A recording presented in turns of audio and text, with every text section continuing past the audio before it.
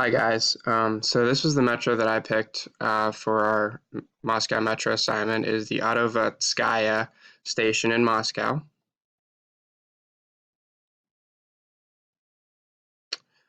Here's a location of the actual station. You can see it's south of the city center in Moscow. And also the green highlighted line is the actual tram line that it follows. You can see it's probably a very popular way for Muscovites who live in the south to get to the city center. And this is the architect of our station we're talking about today. His name is Alexei Dushkin.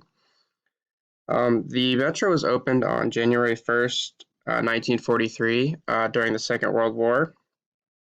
There are 8 mosaics in the actual metro station depicting different events of the Great Patriotic War, which would be the Eastern Front of World War II. Most of them have to do with the ZIS factory, which is actually what the name of the station comes from, is the famous factory nearby.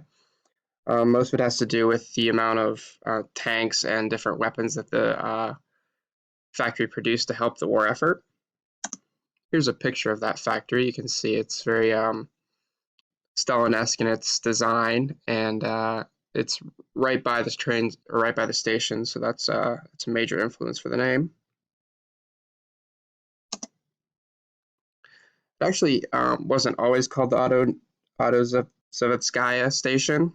It had a previous name during the Stalinization of a lot of the metro stations during Stalin's reign. He had it. It was originally named the Zavatskaya station. It was changed in 1956 after a lot of places started to de-Stalinize. The station is also famous for a very infamous reason. There was a pretty deadly terror attack there in 2004. It killed 41 people and left 120 injured.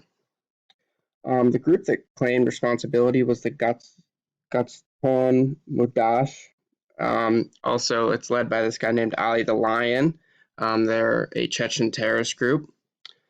It was the motive of the attack was to mark the 4th anniversary of a massacre of Chechen civilians by Russian soldiers. So when people talk about this station, it's not always for the best of reasons. So yeah, that's my presentation on the Autovetskaya station in Moscow.